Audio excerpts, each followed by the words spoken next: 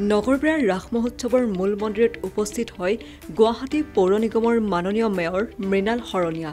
এই সুযোগতেই ৯৩ সংখ্যক নগৰবেৰাৰ ৰাস মহোৎসৱ সমিতিৰ তৰফৰ পৰা উৎসৱৰ মুখ্য সম্পাদক শ্ৰীযুত ৰাতুল কুমাৰ মেধিয়ে মাননীয় মেয়ৰ মৃণাল শৰণীয়াক সম্বৰ্ধনা জনায়। ইয়াৰ পিছতেই মেয়ৰ মৃণাল শৰণীয়াই ৰাইজৰ মাজত এক মূল্যৱান ভাষণ প্ৰদান কৰি কয় যে নগৰবেৰাৰ ৰাস মহোৎসৱ সমগ্ৰ অসমৰ অন্যতম ৰাস মহোৎসৱ। এই উৎসৱৰ ঐতিহ্য নলবাৰীৰ ৰাস মহোৎসৱৰ পৰা ২-৩ বছৰ আগতেই আৰম্ভ হৈছিল আৰু আজিও সেই ঐতিহ্য গৌৰৱৰ সৈতে আগবঢ়াই লৈ গৈছে।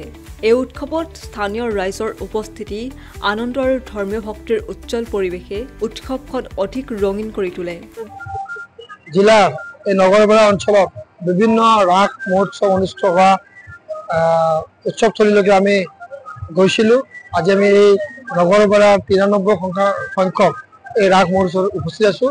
সুন্দৰ পৰিস্থিতিৰে সুন্দৰ পৰিৱেশত এই ৰাস মহোৎসৱ উদযাপন কৰা হৈছে আৰু অসমৰ বিভিন্ন চুকে কোণে শ্ৰীকৃষ্ণৰ যিটো আমাৰ ৰাস মহোৎসৱ, যি আমাৰ পূৰ্ণিমাৰ পৰা কাৰ্তিক মাহৰ পূৰ্ণিমাৰ পৰা যি ৰাস অনুষ্ঠিত হয়, ১৫ দিনীয়া কাৰ্যসূচীৰে অসমৰ বিভিন্ন চুকে কোণে এই অনুষ্ঠানখিনি অনুষ্ঠিত হৈছে।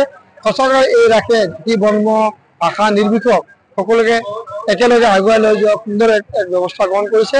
আজি ইয়াতে ৯৩ সংখ্যক ৰাসত উপস্থিত হৈ নথৈ আনন্দিত হৈছোঁ। এই ৰাস সমিতিক আমি ধন্যবাদ জ্ঞাপন কৰিছোঁ আমাক ইয়াতে নিমন্ত্ৰণ কৰাৰ বাবে, আৰু এই ৰাসে যেন সকলোকে সুন্দৰকৈ ৰাখে তাৰ কাৰণে কামনা কৰিছোঁ।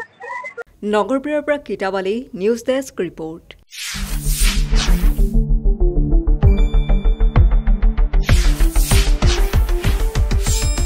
শুদ্ধ আৰু বিস্তৃত বাতৰিৰ বাবে চাই থাকক নিউজ ডেস্ক ৰিপৰ্ট।